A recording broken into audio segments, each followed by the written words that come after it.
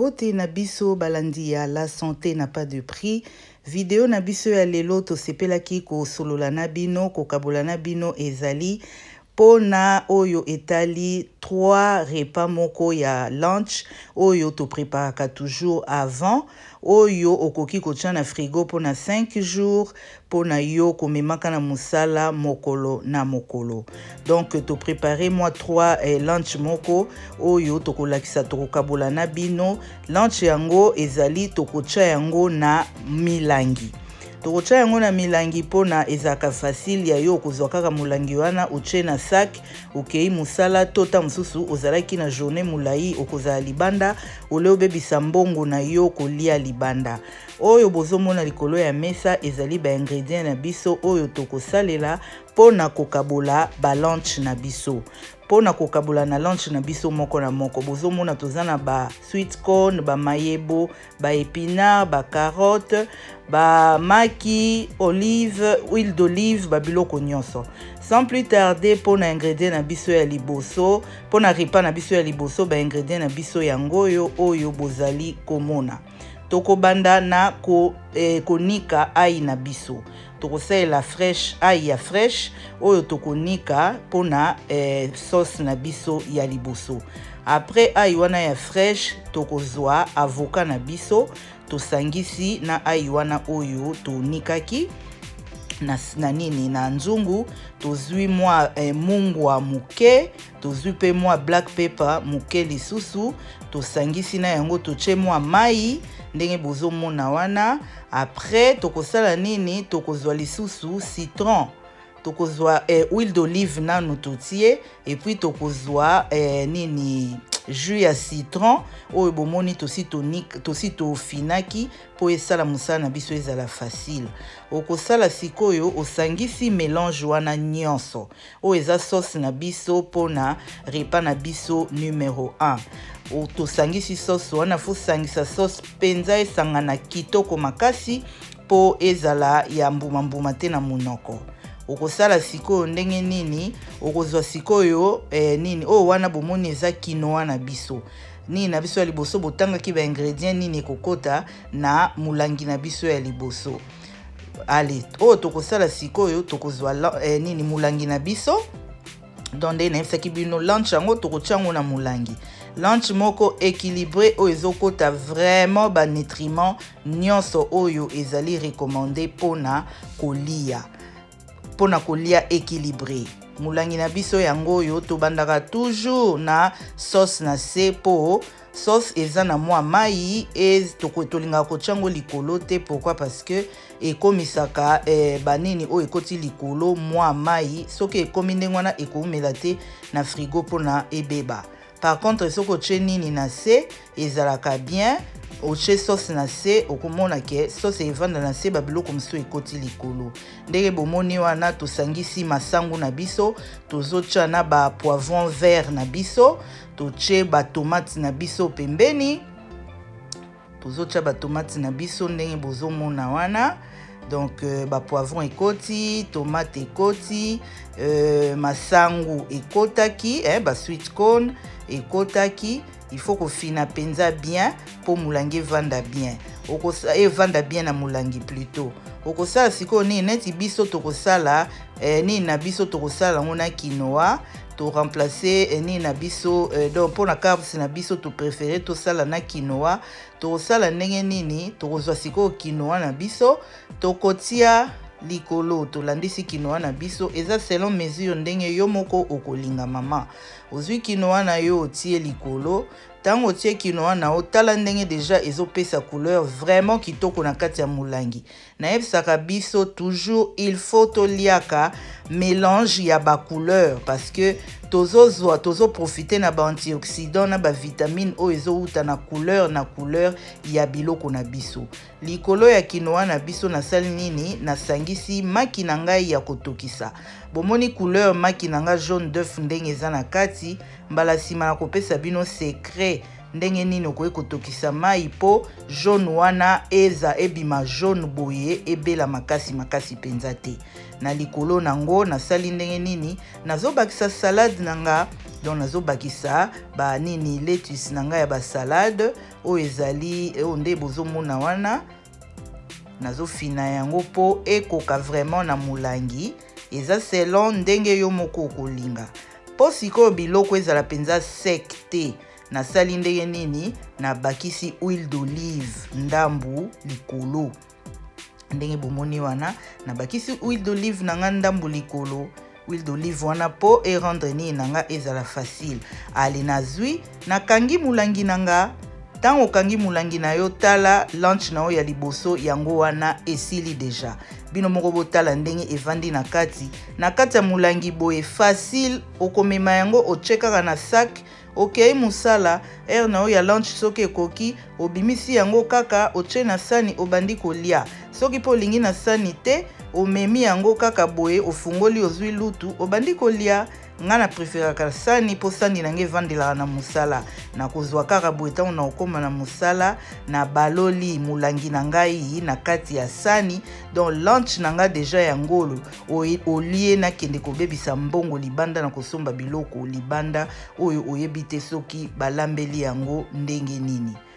omoni lunch na nga deja yango nde na tie na sani na kobanda kaka kolia nazwi mai na nga na meli histoire esili donc oyo ezali lunch numéro 1 oyo to préparaki to kabolana bino na video ya lelo ndenge bomoni wana tala ndenge epesi vraiment couleur kitoko. Sans plus tarder tokoleka na lunch na biso numéro 2 oyo ba ingrédients na biso oyo tokosalela pona lunch na biso numéro 2 tokobanda na kokalinga oyo ezali ani ai na biso ai ya fresh totiaka huile d'olive muke na kikalungu tokokalinga ai na biso ndenge bozomona wana ba ingrédients na biso yango yo bomoni to énumérer na nini na tableau toko après ai na biso kokalinga matoko bakisa épinard na biso toko sauter yango muke kaka omoni épinard to lingaka et garder vraiment ba nutriments nango alors to umisaka yango vraiment na moto te to sala épinard na biso to kalingi yango pe muke tango yango ezokalingama esangani na ai tango ezolemba to sala nini to kolongola yango pona kotia yango na sani après to kotia ba nini ingrédients na biso mususu oyo ezali na kati ya repas na biso numéro 2 bozomona wana ndenge tozokalinga ba épinard na biso tokotia mwa mungwa muke tobakisa pe na black pepper muke po esangana esala teke ezanga mungwa ndenge bozomona wana ndenge azobakisa donc nabakisi mwa pilipili pe muke soki elembi tokolongola yango po totia eloko mosusu na nini na lunch na biso numéro 2 tozali pe tokobakisa pe na oyo tobengi mayebo donc tango épinard na biso tozosangisa yango wana bozomona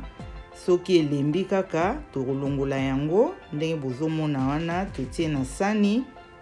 tozotia yango na sani après tozongisa kikalungu na biso na moto po totia bongo mayebo na biso okoki pe kokalinga yango nyonso esika moko me nga na preferaki nasala moto na moto kote na ye po eloko na eloko eza na ba minutes nango ndenge esengi ezala na moto po ebela neti mayebo eumelaka mwa muke na moto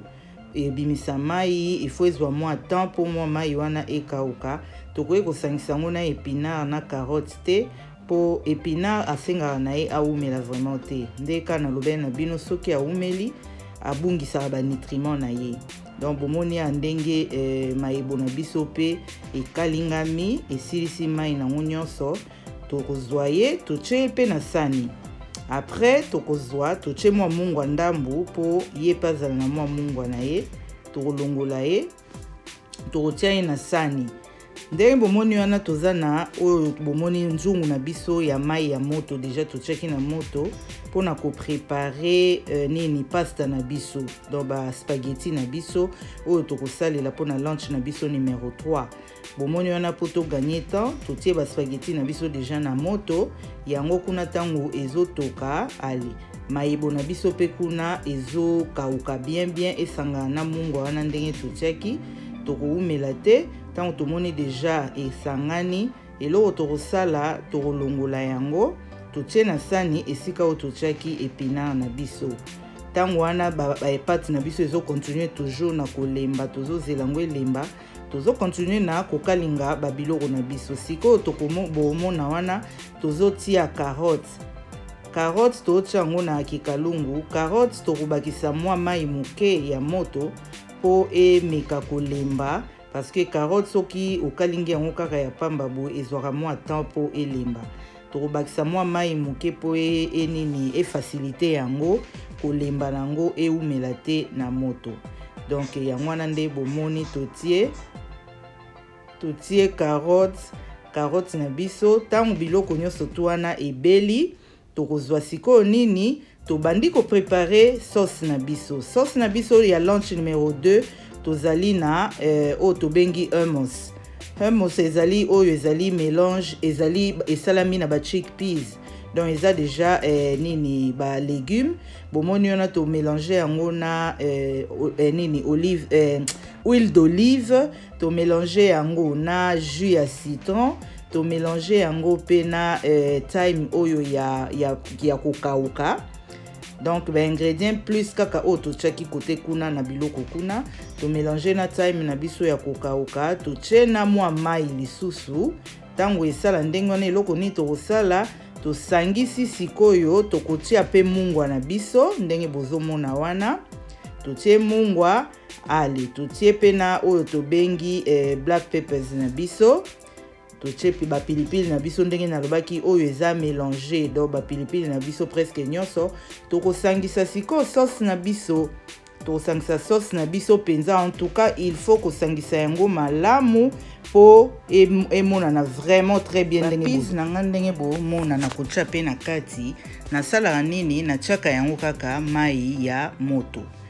natia po yango ezaka deja pete nakotiaka mai ya moto evandi na kati ya mai ya moto wana le temps nasalaka ba mélange na ngai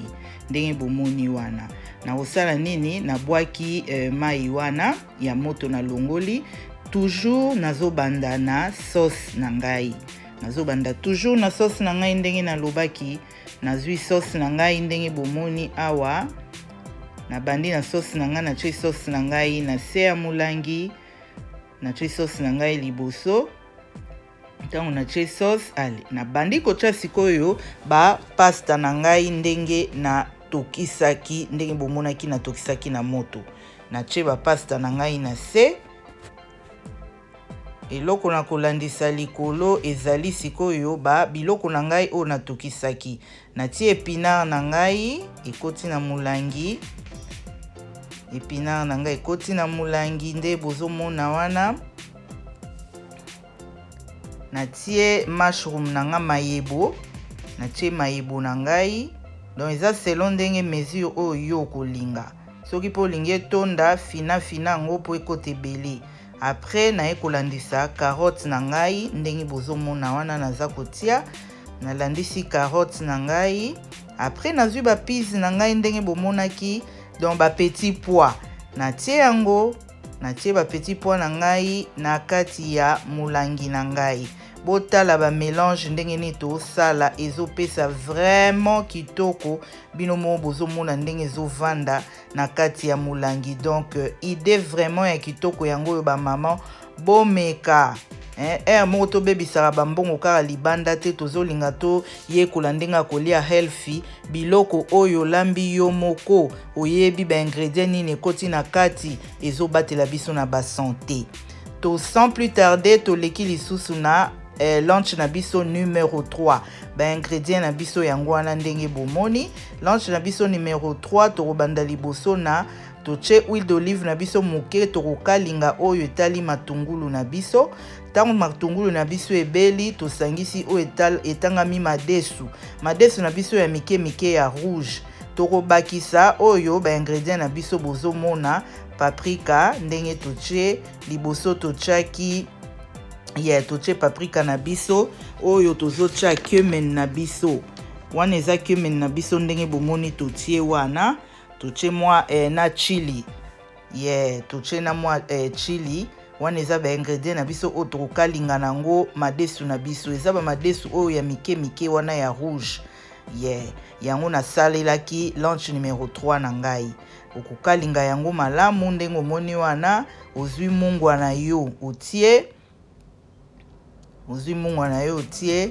bama en tout cas mungwa toujours muke na biloko ndenge tolobaka foto yekola ndenge nini ya ko diminuer mungwa na biloko na biso pona ko éviter ba maladie ochepe na black pepper na yo yango wana okalingi mélange na yo wana ya madesu osali yango bien okalingi yango kitoko siko tokoleka na sauce na biso ya lunch numéro 3 ndenge bozomona wana toche huile na biso d'olive tozwi jus na biso ya citron totie pe tosangisi tozwi ai na biso ya kuna na tango tosaki na moto tokalingaki madesu oyo ya liboso bomonaki na tiaki ya poudre ya pembe wana ezalaki ai ya poudre oyo siko awa na mélange tokotia ai ya fraîche ali totie pe oyo tobengi paprika na biso donc ba ingrédients presque oyo ekotaki kaka kuna yango pe ekota awa na sauce totie paprika na biso lutu moko totie cumin na biso lutu pe moko tozwi pe nini mungwa na biso totie